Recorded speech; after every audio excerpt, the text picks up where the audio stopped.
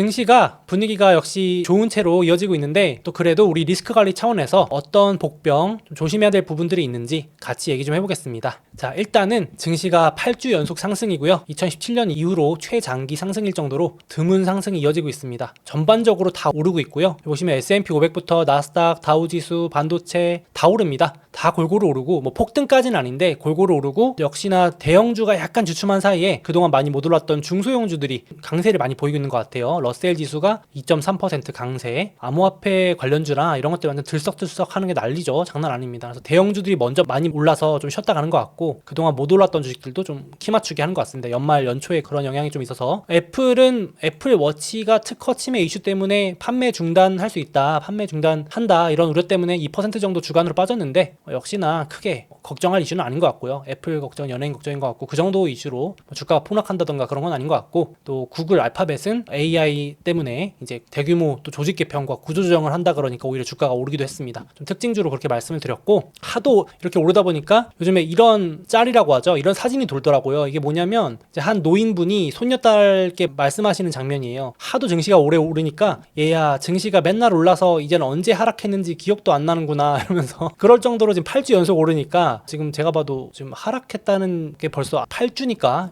엄청 오래 이 상승장이 이어지고 있는 것 같긴 합니다. 그래서 분위기 현재 좋은 상황이고 자 그래서 좋은 소식 먼저 좀 정리해드리면 금요일날 또 서프라이즈가 나왔죠. 연준이 최고로 중요시 여기는 물가지표가 코로나 이후 처음으로 마이너스를 기록했습니다. 이 오른쪽 도표 보시겠어요? 보시면 야 저도 참 놀랐는데 우리가 보통 물가 상승률이 둔화됐다고 하지 물가 상승률이 마이너스가 됐다고는 표현 잘 안 하잖아요. 실제로 왼쪽 그래프처럼 이렇게 물가 상승률이 좀 천천히 이렇게 내려가는 거지 물가 자체는 오르잖아요. 콜라가 1,000원이었던 게 1,100원, 1,200원 되다가 조금 천천히 뭐 1,250원, 1,280원 이렇게 올라가는 속도가 좀 느려지는 건데 마이너스가 됐다는 얘기는 물가가 진짜로 떨어진다는 얘기입니다. 100원이었던 상품이 내일 가보면 95원, 90원 돼 있다는 게 물가 상승률이 마이너스가 됐다는 얘기인데 처음입니다. 그래서 전월 대비 물론 0.1% 빠졌긴 하지만 코로나 이후로 단 한 번도 매월 물가가 올랐었으니까 얼마나 이게 우리한테 치명적이었겠어요. 근데 물가 내려갔습니다. 그래서 물가 상승률 자체도 쭉쭉 내려가고 있고 이렇게 상징적인 숫자도 나왔습니다. 그래서 이제 정말로 시장이 안도를 계속하는 지표들이 나와주고 있고요. 그래서 오죽하면은 바이든 대통령이 성명서까지 내고 코멘트까지 이렇게 장황하게 했습니다. 읽어보니까 승리를 선언하는 거죠. 경기 침체 없이 물가 잡았다 이러면서 지금대로만 유지되면 물가 2% 도달에 아무런 문제가 없다라면서 이렇게 말을 하는 거죠. 1년 전 대다수가 물가를 잡으려면 실업률이 급증하고 경기 둔화 또는 침체가 필요하다고 했지만 그 예상은 모두 틀렸다 이러면서 우리 지금 상황을 봐라. 미국 같은 경우는 실업률이 22개월 연속 4% 미만으로 여전히 완전 고용에 가까운 숫자이며 실질 소득은 물가 상승률을 앞지르고 있다. 뭐 틀린 말은 없습니다. 미국은 진짜 호황에 가까운 지표들이 나오고 있기 때문에 그래서 바이든 대통령은 내년에 재선을 해야 되기 때문에 이걸 더욱 부각시키는 모습이고요. 이럴 정도로 지표상으로는 분위기가 계속 좋은 모습입니다. 실제로도 연준은 이제 당장 금리 인하를 내일 해도 되는 상황이에요. 연준이 밝힌 지표를 보시면 기준금리가 5.5인데 가장 보수적으로 잡은 물가인 근원 PCE 물가를 보더라도 3.2입니다. 그럼 5.5에서 3.2를 빼면 이 밑에 노란색 그래프 2.3입니다. 그러니까 실질적으로 연준의 목표 구간이 2%만 넘으면 된다고 그랬는데 이 두 개의 값이 2%만 넘어도 연준이 충분히 긴축적이고 충분히 제약적이라서 시장에 많은 압박을 준다고 그랬는데 이미 2.3까지 차이가 벌어졌기 때문에 당장 2월 3월에 금리를 내려도 5.25로 내려도 이 차이가 2% 밑으로 떨어지지 않습니다. 그래서 지금 시장에서 엄청나게 놀라움을 금치 못하고 있는 거죠. 그래서 반전의 반전이 이어지고 있는 상황이고 물론 다시 이 물가 상승률이 높아지거나 하면 안 되겠죠. 내려간다는 전제 하입니다. 상당히 지금 연준이 여유로워진 상황이 됐고요. 그래서 지금 증시 월가에서도 계속 스멀스멀 이런 얘기가 나오는 거죠. 거의 불가능한 일을 해낸 거 아니냐. 아직 속단하기는 어렵습니다만은 지금 분위기로는 침체 없이 물가를 잡는 그 어려운 걸 결국 파월이 해내는 거 아니냐라는 얘기까지 나옵니다. 그래서 언제가 그랬냐면 최근 30년 동안 딱 한 번 있었죠. 1990년대 요때 1990년대 초반에 금리를 가파르게 올렸다가 침체 없이 금리를 내리면서 증시는 강세장을 이어갑니다. 초강세장이었죠. 그러니까 지금 이제 이걸 기대하는 겁니다. 시장에서. 야, 95년, 6년 요때 사이클처럼 가는 거 아니냐. 연준이 내년에 금리 인하를 보험적으로 잘 해서 마에스트로 마냥 지휘자 마냥 금리를 아주 잘 조절해서 증시도 안 무너뜨리고 경제도 안 무너뜨리면서 금리도 잘 조절하는 거 아니냐 이런 것까지 지금 기대가 커지고 있는 거죠. 물론 또 너무 설레발이다 하실 수 있지만 지금은 그런 상황에 반박하기 어려울 정도로 지표가 잘 나와주고 있긴 합니다. 아직까지는. 이런 상황이다 보니까 왼쪽 그래프 보시는 것처럼 당장 내려도 이상할 게 없기 때문에 3월에 금리 인하 시작할 확률이 90%까지 베팅이 되고 있고요. 이제는 더 올린다는 0%입니다. 그래서 끝났고 금리 인상은 확실하게 종료된 것 같고 인하 언제 하냐인데 그것마저도 앞당겨지면서 1월에 금리 내려야 된다는 확률도 15%까지 올라가기 시작했습니다. 점점점 올라가기 시작하고요. 시장은 이제 금리를 6번까지 내려야 된다는 걸로 반영을 하고 있습니다. 사실은 6.5에 7월까지 반영하고 있어요. 5.5에서 거의 내년에 열리는 FOMC 회의마다 내려가지고 연말 되면 3.9, 4까지 도달하면 0.25%포인트씩 6번을 내려야 됩니다. 6번에서 7번. 엄청나게 내려도 된다라고까지 자신감이 붙고 있는 거겠죠. 그래서 상당히 지금 시장이 이걸 기대를 많이 하고 있고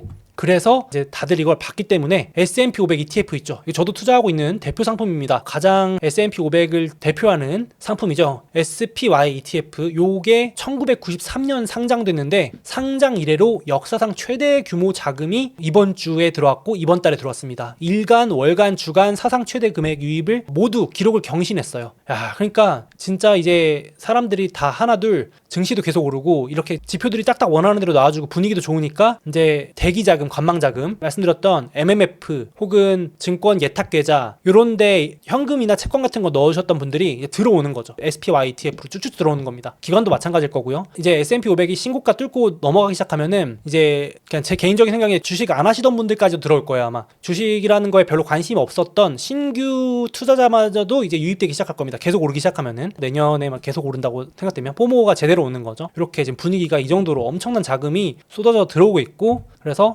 앞서 잠깐 말씀드리긴 했지만 금리 인하 기대감에 유동성 수혜주들, 암호화폐 관련주들 꿈틀꿈틀 대고 있고 아크 같은 혁신주들 연말에 완전 날아다니고 있고 중소형주, 바이오 이런 것들 금리에 특히 민감한 주식들이 날아다니고 있습니다. 그러니까 대형주들이 약간 쉬어가는 동안에 연말에 이렇게 되고 있습니다. 그래서 실제로도 금리 인하할 때 대형주보다도 중소형주들이 당연히 금리에 더 민감하니까 금리 인상기에 많이 떨어졌던 대신에 금리 인하 시기에는 중소형주들이 좀 더 퍼포먼스가 좋아요. 그래서 이렇게 성과가 좋았다라는 자료인데 요거 노리고 투자자분들이 많이 지금 들어오시는 것 같아요. 중소형주에도 대형주는 좀 차익 실현도 하시는 것 같고 그래서 지금 러셀이라고 하는 중소형주 ETF도 이번 주에 처음으로 52주 신고가 박스권을 돌파했습니다. 그래서 이제 지금 월가에서도 24년에는 중소형주 장세가 펼쳐질 거라는 그런 뷰도 꽤 많이 나오고 있어요. 리포트도 많이 나오고 있습니다. 참고로 러셀하고 코스피하고 되게 유사하게 움직여요. 미국의 중소형주들 모아놓은 게 코스피랑 거의 동행한다고 봐도 무방한데 이게 올라간다는 얘기는 한국 코스피도 되게 좋을 수도 있다 이렇게 보실 수도 있겠습니다. 그리고 이제 뱅크 오브 아메리카에서도 이번에 자기들이 통계 집계한 이래로 역사상 4번째 규모로 고객들이 매수 주문을 넣고 있다. 고객들의 매수 주문이 쏟아지고 있다라고까지 얘기를 하고 있고요. 그러니까 지금 돈이 계속 들어오는 것 같습니다. 대기 자금들이. 그리고 개인뿐만 아니고 지금 개인만 뽀모가 와서 막 사는 게 아니고요. 기관들도 글로벌에서 큰 돈 굴리는 큰 손이라고 불리는 펀드 매니저들도 현금 비중이 급격히 줄어들고 있습니다. 2년 최저예요. 쭉쭉쭉 내려갑니다. 지금 이 자료 보시면 현금 비중이 최근에 제일 높았을 때가 6%, 5%에서 이제 4.5까지 내려왔거든요. 그러니까 현금 비중이 줄어들었다는 얘기는 주식이나 채권을 사러 지금 들어오고 있다는 얘기인데 지금 펀드 매니저분들 심리가 2년 최고 수준의 낙관으로 돌아서고 있고 주식 늘리고 있는데 이게 참고로 알아두시면 좋은 게 이 도표를 제가 매달 보여드리긴 하는데 이게 만약에 4%까지 줄어들면 오히려 역발상 신호라고들 많이 얘기를 해요.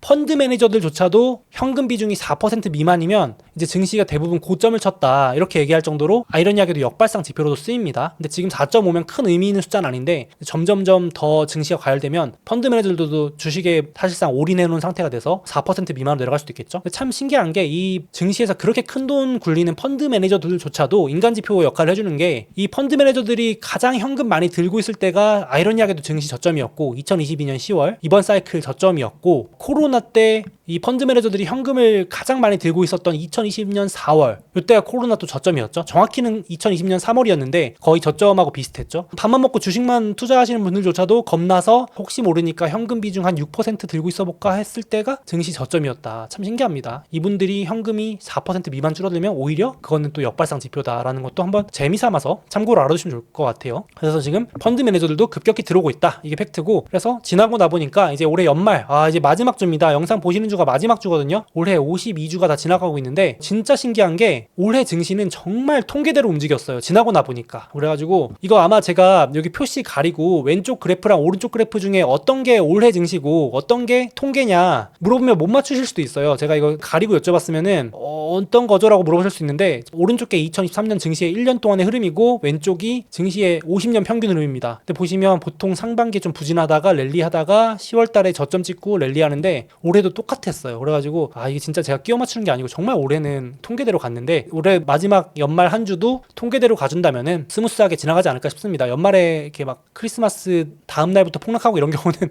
증시 역사상 없어가지고 그런 이슈는 거의 없지 않나. 왜냐면 지금 기관들도 다 휴가 가고 지금 다 이제 지표들 발표도 다 끝나가지고 그럴 만한 요인은 없는 것 같은데 이제 내년부터 또 다시 봐야겠죠. 새해 시작인데 올해는 정말 신기하게 이렇게 흘러갔습니다. 통계대로. 그래서 지금 증시가 좋았던 점들은 이렇게 정리해드렸는데 또 내년에 이제 우리 새해니까 새해에 또 리스크 관리 차원에서 새롭게 또 부각될 수 있는 복병들 같이 정리 몇 가지만 해볼게요. 그래서 이런 것들이 또 강세장 조정 핑계가 될 수도 있지 않을까 싶어서 한 3가지 정도 가져와 봤는데 일단 증시 복병 중에 하나가 지금 잘 잡히고 있는 물가가 재반등할 수도 있는 요인들 역시 최근에 아직 크게 증시에서 부각은 되고 있지 않고 영향은 안 주고 있지만 역시 중동 리스크가 아직 끝난 건 아니기 때문에 이게 또 어떻게 나중에 더 확산될지는 좀 더 봐야 될 것 같습니다만은 반미, 반이스라엘 진영의 후티 반군이라는 쪽이 있는데 후티 반군이 여기 지금 유럽에서 아시아를 잇는 이 통로를 계속 공격을 해가지고 지금 공급망 대란을 만들 수 있다 이런 우려가 이제 나오는 거죠. 그래서 인플레 방아쇠 단기나 이렇게 돼 있는데 지금 주요 선사들 여기가 지금 계속 막히니까 결국은 삥 돌아서 가기로 결정했거든요. 그래서 지금 이 컨테이너 값이 막 오르고 운임 폭등하고 이러면서 우리 코로나 때 다 겪어봤잖아요. 이제 공급망 대란 오면은 물가 다시 오르고 여러 가지로 연쇄 효과가 있다는 걸 배웠기 때문에 아직은 긴가민가한 상황인데 또 좀 더 지켜봐야 될 것 같습니다. 그래서 이 리포트에서도 의외의 방향으로 전개될 수 있는 중동 불안이라는 코멘트를 달아주셨는데 혹시 모른다 한번 지켜보자 이런 정도로 보시면 될 것 같아요. 그래서 지금 글로벌 공급망이 홍해 때문에 위협을 받는다. 이스라엘 팔레스타인 전쟁이 지금 이제 저쪽으로 가서 또다시 또 갈등의 씨앗이 되냐 이런 것도 보고 있습니다. 지금 운임들이 배송료가 막 급등하고 있다는 기사들이고 그래서 이제 상징적으로 이케아 같은 회사의 제품들이 내년이면 매대에서 볼 수 없을 정도로 좀 물류 대란이 올 수도 있다 이러는데 이건 좀 더 지켜봐야 될 것 같아요. 이러다 말 수도 있기 때문에. 그래서 지금 뭐니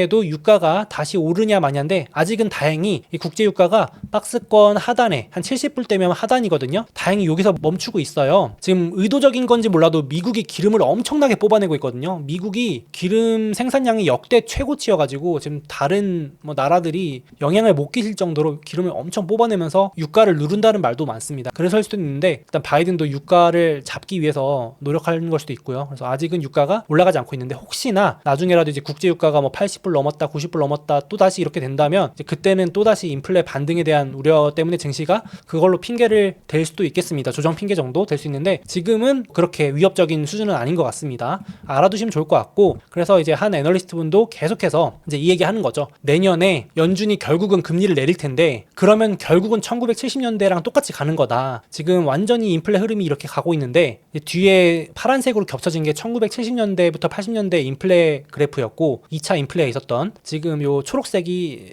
현재 그래프인데 지금 잘 내려가고 있잖아요. 근데 이제 여기 보시면 기가 막히게 이제 요 분이 말하는 것도 2024년은 내려갈 텐데 연준이 내년에 금리 인하하면 다시 자산 시장에 막 가격이 들썩이고 물가가 오르면서 2025, 2026년부터 급등할 수도 있다라고 얘기를 하는데 제가 이걸 보면서 드는 생각은 그럴 수도 있긴 한데 2025, 26년 걱정은 지금은 시기상조 아닌가. 지금 당장 내년 전망도 못 하는데 내년에 어떻게 될지도 모르는데 25, 26은 지금 얘기해서 뭐 하나 싶긴 합니다. 그러니까 이분은 2차 인플레가 올 수 있는 가능성이 있다. 연준의 피벗이 결국은 연준의 금리 인하가 결국은 1970년대를 반복시킬 거다라고 하지만 아직은 내년 당장 갑자기 이런다고 물가가 갑자기 또 막 오르는 건 아니잖아요. 그래서 시차를 두고 또 영향을 줄 거기 때문에 이건 봐두셨다가 나중에 이제 물가가 다시 좀 오르기 시작한다라고 하면 그때부터 경계심을 가져도 될 것 같습니다. 그래서 증시 복병이지만 당장은 위협적이진 않다 이렇게 보시면 될 것 같고 두 번째 복병이 내년 초에 영향을 끼치는 건데 이게 2023년 3월이죠. 올해 초에 미국의 중소형 은행들 파산 사태가 있었습니다.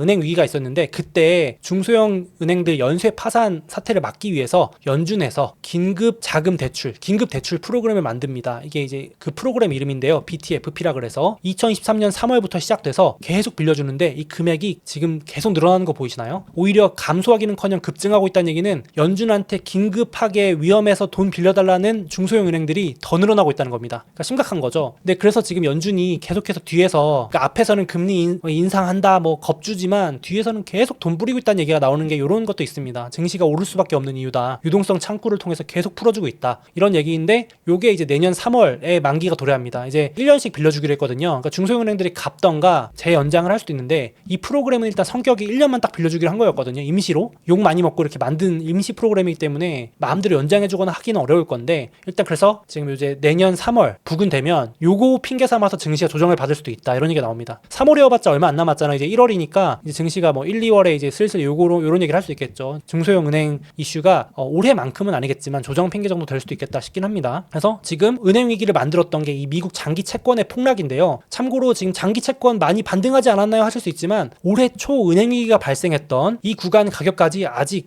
회복이 안 됐습니다. 그러니까 이 미국 장기 채권 ETF 대표적으로 TLT가 고점에서 이만큼 빠져가지고 이 채권 보유하고 있던 은행들이 파산하고 막 돈 못 갚는다 뭐 이러면서 우려 때문에 위기에 빠졌는데 아직도 이 채권 가격이 거기까지 올라오지도 못했어요. 그러니까 해소된 게 아무것도 없다 이렇게 보시는 분들도 많습니다. 그래서 지금 내년에 갑자기 연준이 금리를 빨리 내려주지 않는 이상 뭐 이런 것들이 이슈가 될 수도 있다. 그래서 내년 3월이잖아요. 지금 월가에서 내년 3월 금리 인하설이 되게 많이 나오는 것도 있어요. 그러니까 연준이 지금 중소형 은행들 살리려면 3월부터 금리 빨리 내려야 된다. 그래서 지금 3월 인하설도 되게 주목받는 것도 있습니다. 내년 3월 중소형은행들이 만기니까 지금 긴급 자금 대출 이런 거 위기설 나오기 전에 빨리 금리 인하해주자 이런 얘기도 있습니다. 그래서 두 번째 복병은 중소형은행 살리기 만기 도래 시점이다. 이것도 있고 세 번째는 중국 디플레 우리 알고 있는 얘기긴 한데 요 도표를 또 이제 보시면 중국에서 디플레이션이 왔을 때 물가 상승률이 마이너스가 됐을 때 어김없이 글로벌 침체가 뒤쫓아왔대요. 그러니까 그래서 내년에 미국의 문제가 아니더라도 어디선가 문제가 터지면서 글로벌 침체가 올 수도 있다라는 주장을 하시는 분들도 있습니다. 그러니까 지금 중국 물가 상승률이 0 이하로 내려가는 상황이 이렇게 왔었는데 다 글로벌 침체로 어김없이 이어졌었던 거죠. 지금 중국 혼자 물가 상승률 마이너스인 거 아시죠? 디플레입니다. 혼자. 그러니까 중국의 소비 침체가 이어지고 있는 상황인데 이러면 결국 그 파급 효과가 전 세계로 퍼진다. 중국인들이 돈을 안 쓰면서 파급 효과가 이어질 거다라고 보는 건데 실제로 가장 최근에 기사 보시면 두 가지가 있었는데 첫 번째는 하도 중국인들이 돈 안 쓰니까 확실히 침체가 이런 것 같아요. 이제 은행들이 제발 돈 좀 쓰라면서 예금 금리를 확 내려버린 거죠. 주요 은행들이. 그러니까 사람들이 돈을 다 안 쓰고 은행에만 넣어두니까 제발 돈 좀 쓰라면서 주요 은행들이 예금 금리를 확 낮춰버립니다. 예적금 하지 말라고. 어디 가서 돈 좀 쓰든지 투자를 하든지 좀 하라 이거죠. 그래도 안 하는 게 경기 침체인 것 같고 또 대표적으로 나이키가 금요일날 폭락을 했는데 역시 원인이 중국이었죠. 그러니까 실적 발표하면서 나쁘진 않았는데 이제 전망치를 중국이 회복이 예상보다 너무 늦다. 역시 나이키가 중국에서의 소비가 무시 못하잖아요. 그래서 하루에 11% 빠질 정도로 나이키가 실망감에 많이 폭락을 했는데 이제 이 기사에서도 중국이 지금 회복이 심상치가 않은데 나이키가 신호탄이 될 수도 있다 뭐 이런 우려 섞인 기사가 나오기도 했어요. 그러니까 나이키만의 잘못이냐 아니면 나이키가 소비의 지표이기 때문에 나이키가 안 쓰는 걸 보면 다른 중국 관련 중국의 매출을 내는 예를 들면 스타벅스도 있을 수 있고 그런 기업들도 슬슬 다 같이 실적이 부진할 수도 있는 거 아니냐 뭐 이런 얘기도 나오고 있습니다. 그래서 중국 디플레가 이런 식으로 소비 침체가 퍼질 수도 있겠죠. 미국에도 영향을 줄 수도 있고 조금 이렇게 복병 세 가지 정도 있습니다. 나오는 게. 그리고 중국 얘기 나온 김에 어떤 애널리스트 분께서 이거 자료 만든 거 보니까 최근 10년 하늘색 그래프는 미국의 기술주 ETF고요. 그리고 빨간색은 중국 기술주 ETF인데 이렇게 갈립니다. 운명이 갈려요. 10년 투자하면 미국 기술주는 521% 오를 동안 중국 기술주는 9.85% 올랐습니다. 10년 동안 9.85%면은 물가 상승률은커녕 예금 이자도 못 건진 것 같아요. 그렇죠? 이렇게 운명이 갈라져 버렸습니다. 이렇게 완전히 갈림길에. 중국 주식 지금 요즘 장난 아니게 심각하거든요. 그래서 지금 이런 상황이고, 그러니까 중국 분위기가 안 좋으니까 혹시 내년에 이게 이제 또 다른 지금은 중국만 문제라고 얘기들 많이 하는데 어떻게 될지도 봐야 될 것 같습니다.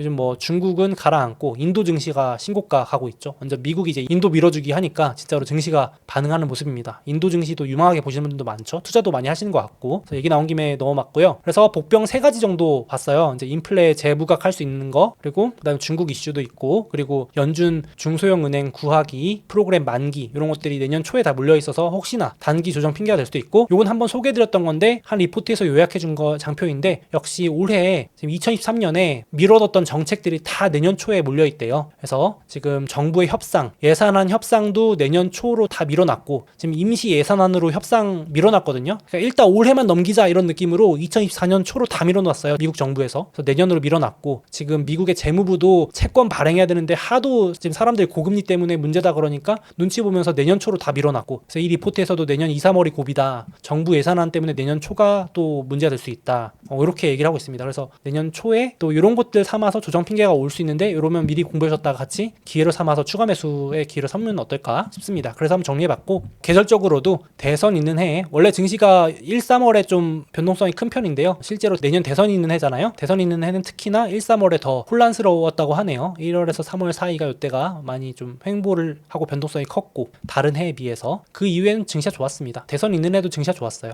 그래서 이렇게 지금 증시 사이클 따라 잘 가고 있는데, 내년에 연초에 2, 3월에 마침 3월 금리 인하 이슈도 있어서 동결 사이클에서 인하 사이클로 넘어가냐 마냐 때문에 또 노이즈가 생길 수 있어서 내년 만약에 변동성이 나온다면 2, 3월 이럴 때 나올 수도 있고, 그러면서 출렁출렁하면서 우상향 하겠죠. 그래서 뭐 큰 문제는 없을 것 같습니다. 새로운 악재가 또 나올 수도 있으니까 그건 또 좀 조심을 해야겠죠. 그래서 혹시 몰라서 글로벌 큰 손들이 지금 혹시 모르는 위험이 뭐 있냐라고 해서 제가 한번 정리해봤는데, 엄청 새로운 건 없었어요. 그래도 1위가 글로벌 침체 32%, 2위가 높은 인플레, 3위가 지정학 위기, 4위가 신용위기, 5위가 미국 대선, 새롭게 등장했습니다. 미국 대선. 그러니까 지금 글로벌 큰손들이 혹시 모를 위험 뭐 있냐 했을 때 보는 게 미국 대선 때문에 뭔가 나올 수도 있고, 6위가 중국 은행 위기, 중국의 어떤 위기가 또 영향을 미칠 수 있다. 테일 리스크, 꼬리 위험으로 이렇게 있습니다. 근데 뭐 지금 봤을 때 엄청 새로운 건 없으시죠? 그러니까 뭔가 돌발 악재가 또 새로 나오든지 한번 봐야 될 것 같습니다. 그렇죠? 지금은 우리가 예상 못한, 대비 못한 뭔가 악재가 나와야 증시가 출렁출렁 하잖아요. 그래서 일단 우리가 대비할 수 있는 만큼은 하고 혹시 모를 변수도 고려는 해야겠습니다. 자, 그래서 한번 정리해봤어요. 역시 증시가 아직까지는 호재를 제압할 만한 악재는 아직까지는 없는 모습입니다.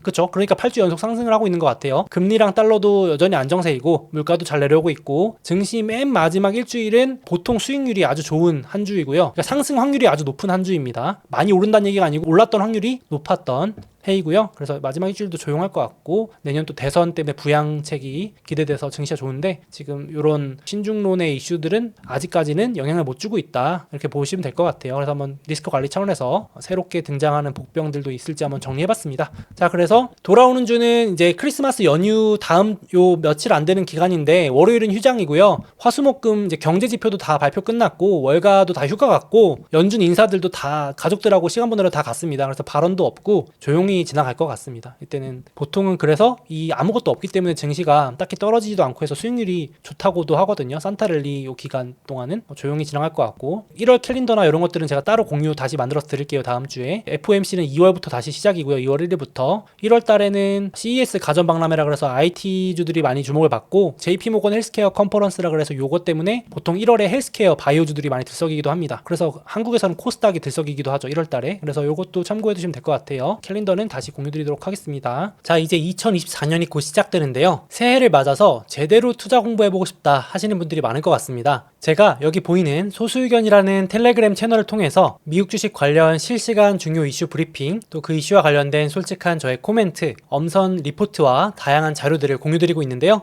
나는 유튜브보다 좀 더 빨리, 그리고 좀 더 다양한 미국 주식 관련된 정보들을 받아보고 싶다 하시는 분들께서는 이 영상의 고정 댓글 링크 참고하셔서 구독 신청해 주시면 감사하겠습니다.